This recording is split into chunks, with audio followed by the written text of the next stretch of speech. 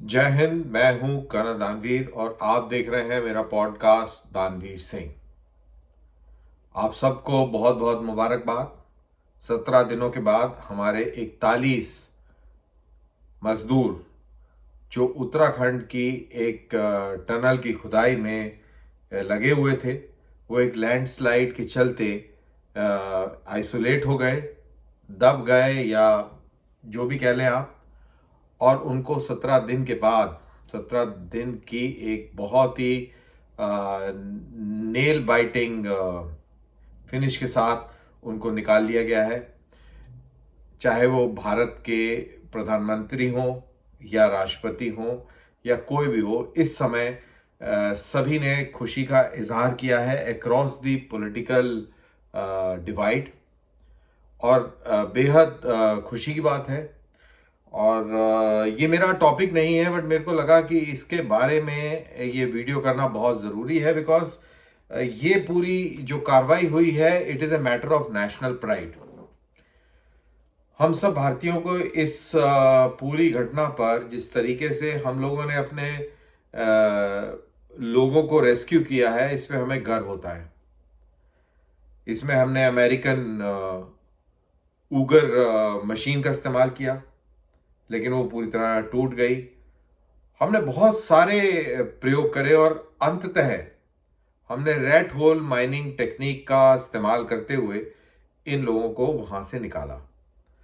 अब आप वर्कर्स के पॉइंट ऑफ व्यू से देखें, जहां पर वो बेचारे अंदर फंसे हुए थे, जहां पर ना धूप की रोशनी है, ना दिन का पता लग रहा है, ना रात का पता लग रहा है। सोचिए कि आप एक बहुत बड़े कमरे में बंद हो जाएं, जहाँ पे कोई भी लाइट ना आए, जहाँ पर आपको ये नहीं पता कि आप बचेंगे या ख़त्म होंगे।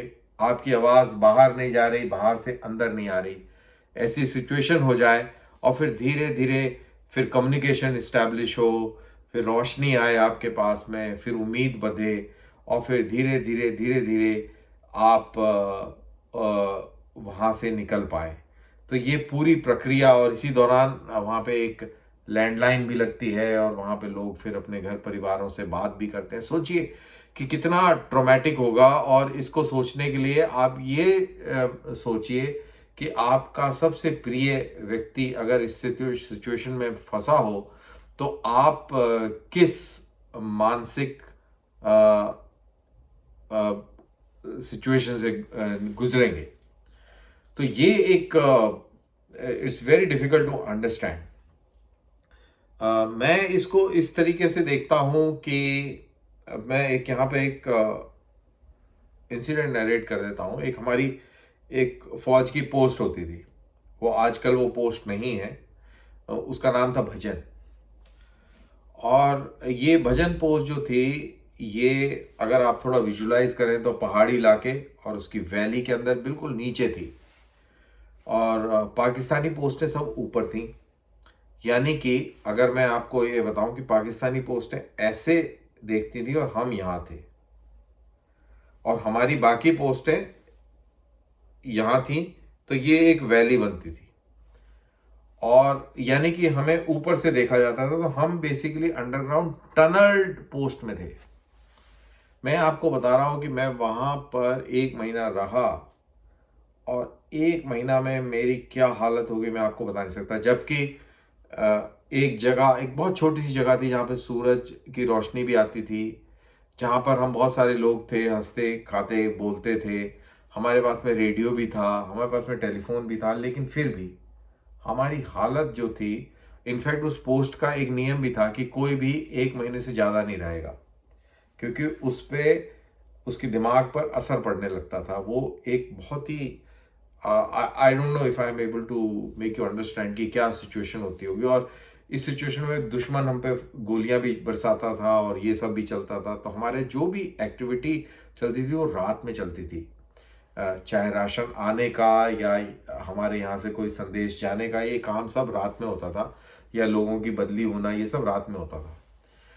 तो मैं उस स्थिति से जोड़कर इसको देखता हूँ कि ये तो बहुत ही भयानक स्थिति रही होगी मानसिक तौर पर, साइकोलॉजिकल लेवल पर अगर बात करें। और हमने अपने वर्कर्स को ऐसी सिचुएशन से निकाला है, ये बहुत बहुत बहुत काबिल तारीफ़ है। ये इसको मैं बयान नहीं कर सकता कि ये कितनी बड़ी घटना है। अगर मैं इसको मैं अगर ऐसे कहूँ कि ये, अगर हम वर्ल्ड कप जीत जाते तो शायद वो इसका 1% भी ना होता जो ये कार्रवाई हुई है, क्योंकि हर एक व्यक्ति के साथ बहुत सारे परिवार के लोग, बहुत सारे समाज के लोग जुड़े होते हैं और सबकी सांसें अटकी होंगी। किसी को ना खाने में अच्छा लग रहा होगा, ना कोई बाकी दिनचर्या में, बाकी किसी चीज़ में मन लग रहा होगा। सबका दिमाग और ध्यान सिर्फ इसी चीज़ पे होगा। और धीरे धीरे हम पूरे देशवासियों के लिए ये एक बहुत इम्पॉर्टेंट मिशन हो गया था। और हम सब इसी उम्मीद में थे कि जल्द से जल्द ये ऑर्डियल समाप्त हो और हमारे वर्कर्स बाहर निकलें। तो ये एक बहुत बड़ा काम हुआ है। और इसमें हम और इनफैक्ट मेरे जैसे कई, इनफैक्ट नॉट मेरे जैसे, हम सारे भारतवासी जो हैं ऊपर वाले का शुक्रिया अदा करते हैं, वाहिगुरु का शुक्रिया अदा करते हैं, अल्लाह का शुक्रिया करते हैं, अदा करते हैं, और महादेव को अ, अ, अ, का शुक्रिया अदा करते हैं, थैंक्स बोलते हैं कि हमारे सारे के सारे लोग जो हैं वो सुरक्षित बाहर निकल के आ गए। अब ये तो रही बात इस पूरी सिचुएशन की, इमोशंस की, जो मैंने आप लोगों से करी। अब मैं इसका एक दूसरा पहलू देता हूँ। इंडियन आर्मी के जनरल वीके सिंह का रोल यहाँ पर सराहना पड़ेगा। ये वो व्यक्ति है जो अपनी एज को लेकर सुर्खियों में आया। ये वो व्यक्ति है जिसके ऊपर बहुत सारी टिप्पणियां हुई, लोगों ने आलोचना करी, और ये नरेंद्र मोदी के प्लान के साथ ये एक नेशनल लेवल पर एक मिनिस्टर बने। और मिनिस्टर बनने के बाद इन्होंने हिंदुस्तान के नागरिकों को बहुत सारी जो सिचुएशंस पैदा हुई हैं जहाँ से उनको निकालना पड़ा है, उसमें इन्होंने बहुत अहम योगदान दिया है। चाहे वो बगदाद या इराक से हमारे नागरिकों को निकालने की बात हो, चाहे वो यमन से निकालने की बात हो, चाहे वो अफ़गानिस्तान से भारतीयों को रेस्क्यू करने की बात हो। और हाल फिलहाल में हमने देखा कि कैसे जनरल वीके सिंह ने पूरे नेशनल एफर्ट को कोऑर्डिनेट किया और उत्तराखंड में हमारे वर्कर्स की जान को बचाया। तो ये बहुत ही काबिल तारीफ़ है, और ये एक फ़ौजी ही इसको अंजाम दे सकता है, क्योंकि वो ऐसी कई सारी स्थितियों से लाइफ में गुजरा है। उसको रेस्क्यूअर जो रेस्क्यू में लगा हुआ है उसके दिमाग में क्या चल रहा है वो भी बहुत अच्छी तरह जानता है, और जो फंसा हुआ है उसके दिमाग में क्या चल रहा है वो भी बहुत अच्छी तरह जानता है। और साथ में ऐसी क्राइसिस सिचुएशन में पूरे हिसाब किताब को कैसे मैनेज किया जाए, इसके लिए वो बहुत सक्षम रहता है, और ख़ास तौर से इन्फेंट्री का वो जवान। तो यहाँ पर general VK Singh Rajput regiment के इन्फेंट्री के वो जवान हैं जो भारतीय सेना के प्रमुख बने, और उनके पास बेशुमार तजुर्बा है। और इस तजुर्बे का फ़ायदा अगर किसी ने उठाया है तो हिंदुस्तान ने उठाया है। और इस काबिलियत को पहचानने के लिए मैं नरेंद्र मोदी साहब को दाद देता हूँ, क्योंकि मैंने ये देखा है कि फ़ौजियों को हिंदुस्तान में ज़्यादा कोई वैल्यू दी नहीं जाती है। उनको उनको उनको एक दायरे में ही देखा जाता है कि देशभक्ति के नारे लगवा लो, कुछ इस तरीके की बातें करा लो, भारत माता की जय बुलवा लो और ये सब करवा लो। लेकिन अगर उसके इस्तेमाल करने की बात हो और उसको क्रेडिट देने की बात हो तो वो हम लोग नहीं करते हैं। हम चाहते हैं कि वो सारा क्रेडिट हमें मिले, और बहुत सारी चीज़ें जो सब हमें मिले, फौजियों को ना मिले। और इस चीज़ को मैंने बहुत करीब से एहसास किया है कि ये भारतीय सोसाइटी के अंदर एक बहुत बहुत बड़ा ड्रॉबैक है।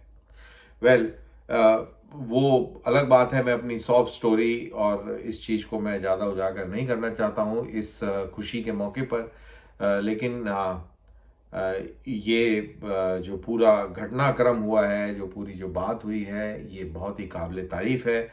और अगर इसको अंतर्राष्ट्रीय स्तर पर देखा जाए तो ये एक मैसेज पूरी दुनिया को देती है कि हमारे आदमी कहीं भी फंसे हों, किसी भी स्थिति में हों, हम उनको बचाने के लिए, निकालने के लिए कोई कसर नहीं छोड़ते। और ऐसा कहने के बाद मैं कतर में हमारे जो नेवी के जो सेलर्स फंसे हुए हैं, जिनको जिनको मौत की सज़ा हो गई है, उनके जीवन की कामना करता हूँ।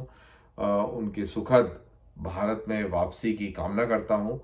और इसी कामना के साथ मैं अपना ये पॉडकास्ट यहाँ समाप्त करता हूँ।